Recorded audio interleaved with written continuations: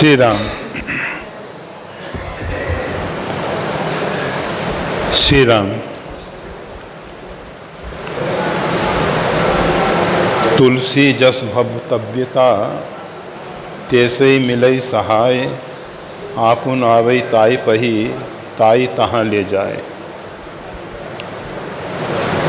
गोस्वामी तुलसीदास जी महाराज होनहार के विषय में, भवतव्यता के विषय में कह रहे हैं।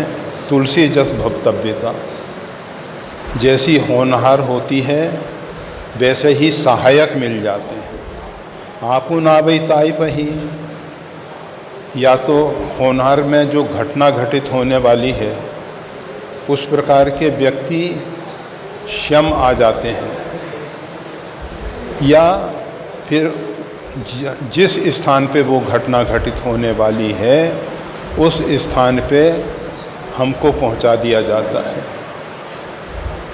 इस विषय में एक प्राचीन वार्ता कही जाती है। प्राचीन वार्ता कही जाती है। उल्लू और गरुड़ दोनों में बड़ी मैत्री थी। उल्लू जो है लक्ष्मी जी का वाहन कहलाता है। वैसे लक्ष्मी जी दो वाहन पे आती हैं। अगर नारायण के साथ आती हैं तो गरुड़ वाहिनी है, और अगर वो अकेली आती है तो उल्लू।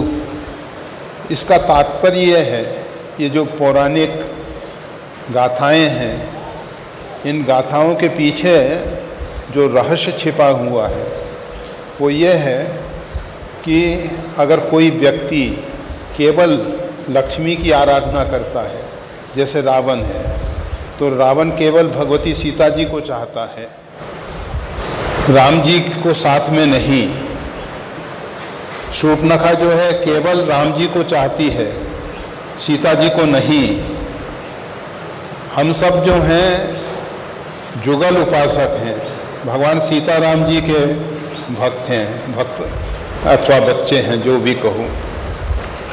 तो हमारे माता श्री जानकी देवी, पिता देवो रामचंद्र, बांधवा श्री राम भक्तश्च स्वदेशो भुवनत्रयम्। माता आदिशक्ति भगवती जगदम्बा श्री सीता जी हैं। पिता परिपूर्णतम ब्रह्म भगवान श्री राम हैं। और ये संपूर्ण विश्व जो है यही हमारा परिवार है, कुटुंब है। तो उल्लू और गरुड़ जी भगवान नारायण के वाहन, दोनों में आपस में मैत्री थी, बड़ी मैत्री थी।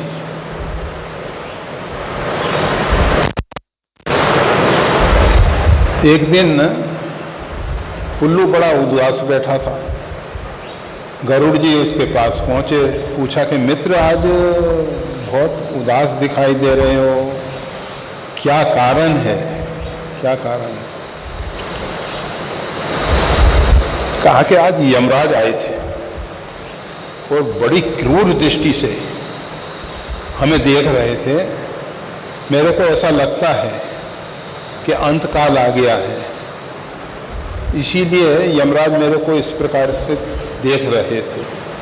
का चिंता नहीं करो, सबसे पहले तुमको मैं सुरक्षित स्थान पर पहुंचाता हूं, फिर यमराज के पास जाके पूछूंगा कि हमारे मित्र के प्रति आप बड़ी क्रूर दृष्टि से जो देख रहे थे उसके पीछे कारण क्या है?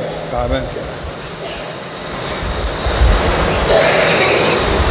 गरुड़ जी ने कहा, आप मेरी पीठ पे बैठ जाओ। हमेशा तो नारायण को लेकर चलता हूँ, परंतु आज आप।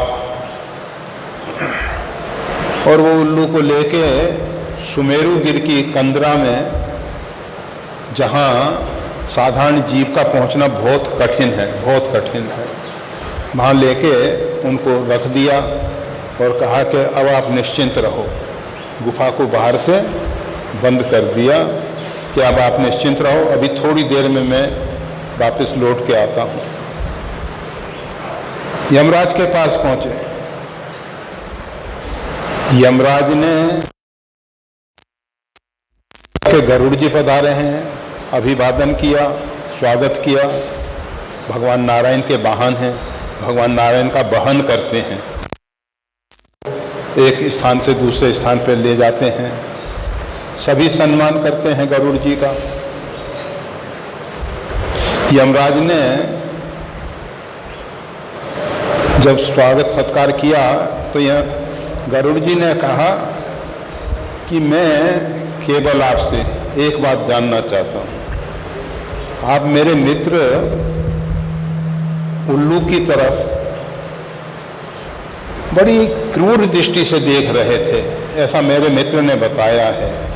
उसके पीछे कारण क्या है? बस का कारण पूरा हो गया। कहा क्या हुआ? कहा कि उस उल्लू की मृत्यु सुमेरु गिर की अमुक कंदरा में थी। वो उल्लू बुढ़ा हो गया और वह उड़ के वहाँ पहुँच नहीं सकता। मैं सोच रहा था कि ब्रह्मा ने जो लिख दिया है, होनहार जो है, भवतव्यता जो है, वो तो वैसे ही घटित होने वाली है, उसको तो कोई बदल नहीं सकता। परंतु ये संभव कैसे होगा? परंतु विधाता उसी प्रकार की बुद्धि दे देते हैं जिस प्रकार की घटना घटित होने वाली होती है। तो वही गोस्वामी तुलसीदास जी कहते हैं, तुलसी जस भवतव्यता तैसे ही मिले सहाय। ये जो प्रताप भानु का प्रसंग है उसके बाद का दोहा है। प्रताप भानु एक बड़ा आदर्श राजा के रूप में दिखाया गया, परंतु उसके चरित्र को अगर सही ढंग से विश्लेषण किया जाए तो पाया जाएगा कि वो अपने आप में एक आदर्श राजा नहीं था।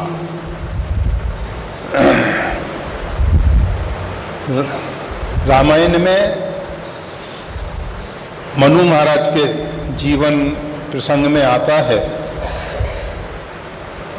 जेठे बरबस राज सुतहि नप दीना।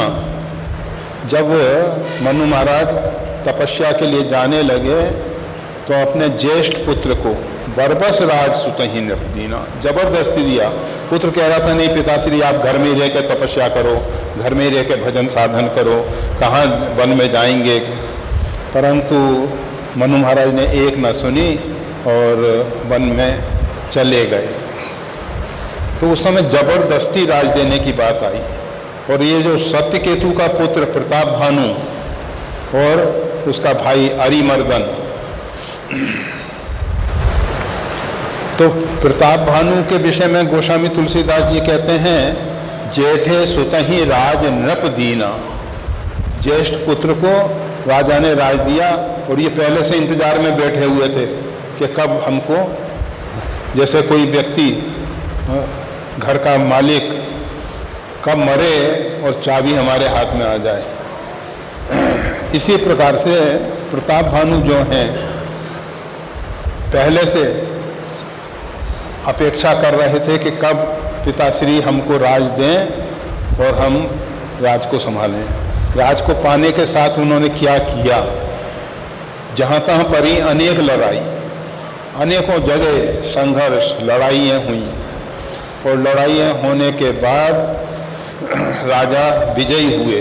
राजा प्रताप भानु जो है विजयी हुए और फिर उन्होंने देखा, पहले अपने राज का विस्तार किया। राष्ट्र की सीमाओं को सुरक्षित करना दायित्व है, कर्तव्य है, परंतु राज के विस्तार के लिए अनावश्यक हिंसा करना, जहाँ तहाँ पर ही अनेक लड़ाई। कोई भी स्वाभिमानी राजा जो है अपने राज की रक्षा के लिए युद्ध करेगा। अगर हमारे राष्ट्र भारत पे आक्रमण होता है तो भारत और भारतीय, हमने देखा था जब 62 में चाइना वार हुआ, सबसे पहले भारत में चाइना वार हुआ है 62 में, 1962। तो उस समय स्कूल में विद्यार्थियों ने एक एक पैसा इकट्ठा करके, मतलब छोटे से छोटा, जो कुछ हुआ राष्ट्र की सुरक्षा कोष में दिया। मतलब पूरे राष्ट्र की एकदम ऐसी भावना हो गई थी कि हमारे राष्ट्र की सुरक्षा होनी चाहिए। तो स्वाभिमान की रक्षा के लिए, स्वराष्ट्र की रक्षा के लिए युद्ध हुए हैं, होने चाहिए, परंतु राज्य के विस्तार के लिए युद्ध अच्छे नहीं हैं। युद्ध अच्छे नहीं हैं।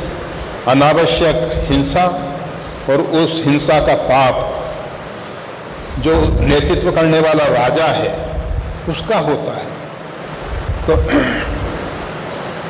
प्रताप भानु ने राज्य का विस्तार किया, फिर प्रजा में अपना वर्चस्व प्रकट करने के लिए समय हमको कह रहा है कि ज़्यादा नहीं, पर संक्षेप में उसका चरित्र कहते हैं। यज्ञ अनुष्ठान किए और अनेक प्रकार के धर्मशाला, मंदिर, मठ इत्यादि का निर्माण किया, सब कार्य किए, परंतु गोस्वामी तुलसीदास जी कहते हैं कि जहाँ जो भी वो जब तप यज्ञ अनुष्ठान करता है उनका फल भगवान नारायण को समर्पित कर देता है। ये व्यक्ति की कैसी मानसिकता है उसको जरा समझने की कोशिश करनी चाहिए। व्यक्ति ऊपर से दिखावा करता है कि हम जो भी जप तप अनुष्ठान कर रहे हैं उसका फल जो है नारायण को समर्पित है, परंतु दूसरी तरफ देखा जाता है जब कपटी मुनि के पास पहुंचता है, क्योंकि सज्जन व्यक्तियों को सज्जन संत मिलेंगे, कपटी व्यक्तियों को कपटी मुनि मिलेंगे। प्रताप भानु को जो कपटी मुनि मिले वो स्वयं कपटी है। तो कैसे कपटी है? जब उन्होंने उसको अपने चमत्कार के द्वारा, चमत्कार क्या किया कि मैं तुमको जानता हूँ, तुम प्रताप भानु हो और तुम्हारे पिता सत्यकेतु नाम के राजा रहे, मैं तुम्हारे विषय में सब जानता हूँ। फिर उद्भव पालन प्रलय कहानी, कहस अमित आचर्य बखानी, अनेक प्रकार से सृष्टि का सृजन ऐसे होता है, पालन ऐसा होता है, परावर्तन ऐसे होता है, अनेक अनेक प्रकार की कथाएं कहीं। गोस्वामी तुलसीदास जी बताना चाहते हैं कभी भी साधु की परीक्षा, अगर साधु लच्छेदार भाषा में बहुत अच्छा प्रवचन कर लेता है, बहुत अच्छी कथा कर लेता है, इतने मात्र से उसमें साधुता आ जाए जरूरी नहीं है। व्यक्ति चमत्कार दिखाए, चमत्कार से किसी को साधु मान लेना भ्रामक है। कभी भी किसी को चमत्कार के आधार पे साधु मानना अच्छा नहीं। विद्वता के आधार पे, ऐश्वर्य के आधार पे साधुता की परीक्षा नहीं होती है। तो वो कपटी मुनि ने राजा को इतना प्रभावित किया कि राजा एकदम उसका अनुचर बन गया और उसने कहा, कपटी मुनि ने कहा कि वरदान मांग लो, मैं तुम पे प्रसन्न हूँ। तो उसने कहा, एक छत्र रिपुहीन मही राज कल्प सत हो। एक छत्र मेरा 100 कल्पों के लिए साम्राज्य हो। ये कल्प मतलब चतुर्युग सहस्रानी दिनम एकम पितामह, 1,000 बार कलयुग, द्वापर, त्रेता, सतयुग व्यतीत होते हैं, तब एक कल्प होता है। ब्रह्मा का वो एक दिन है।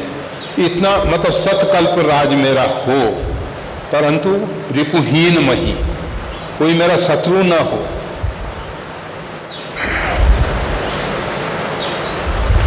वरदान में जब उसने राज का विस्तार कर लिया था, ऐश्वर्य भरपूर था, तो उसको मांगना चाहिए था कि अब तो बस शांति पूर्वक हम भगवान का ध्यान करें, भगवान का भजन करें, आत्म कल्याण के लिए साधना करें, परंतु ऐसा उसने नहीं मांगा।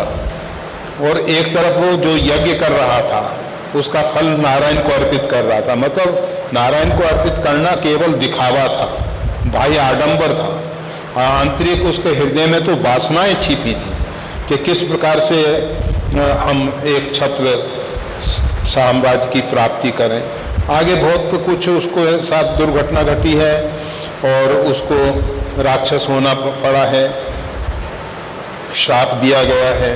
तो उसी पे गोस्वामी तुलसीदास जी कहते हैं, तुलसी जस भवतव्यता तैसे ही मिले सहाय।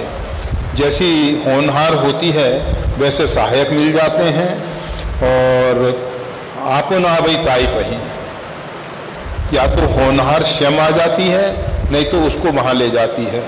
तो जिस प्रकार से इस घटना चक्र में प्रताप भानु का जो जीवन चरित्र है, पढ़ने जैसा है, देखने जैसा है, समझने जैसा है, मनन करने जैसा है।